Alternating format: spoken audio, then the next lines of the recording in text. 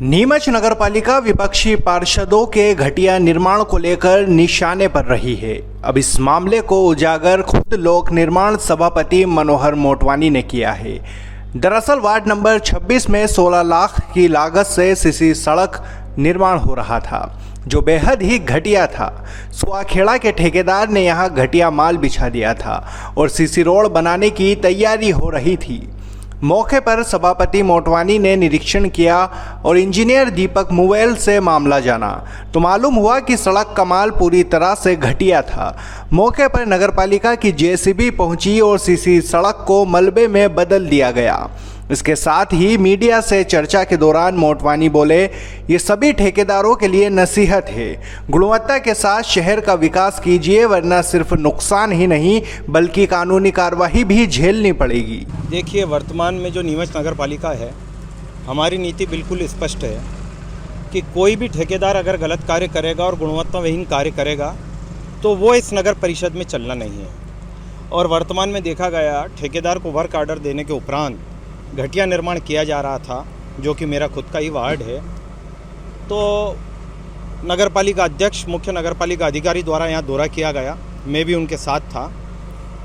हमने तुरंत इंजीनियरों को ये रोड उखाड़ने के निर्देश दिए और आज ये उपस्थित होकर यहाँ पर रोड इनको उखाड़ा जा रहा है और वापस से ठेकेदार को नया रोड बनाने के निर्देश दिए गए। वार्ड नंबर 26 है और लगभग 16 लाख रुपए की लागत से ये निर्माण हो रहा था।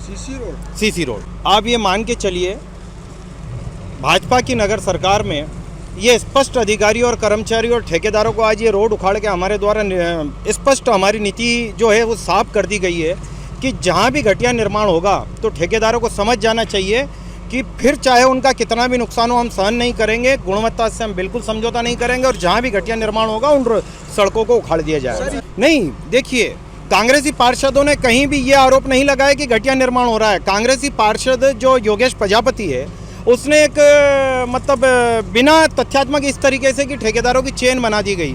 तो हमारे द्वारा स्पष्ट संदेश है कि कोई भी ठेकेदार हो, घटिया निर्माण हमारे द्वारा बर्दाश्त हम नहीं करेंगे। देखिए, यहाँ पर जो ठेकेदार है उसको 40 mm मटेरियल का यूज़ करना था, वो न करते हुए उसने 80 mm मटेरियल का यूज़ किया है। 2.5 mm की गिट्टी का यूज़ करना था, उसकी जगह उसने डस्ट का उपयोग किया है। बालू रेत जो होती है वो मौके पर कहीं भी उपयोग में नहीं लाई जा रही है और उन्होंने मटेरियल बिछा दिया। 6 इंची की उसको खुदाई करनी थी, वो भी हम देख रहे नहीं की जा रही है और सड़क जो है वो लोगों के घरों से ऊपर हो जाएगी। तो बारिश में ये समस्या बिल्कुल होती।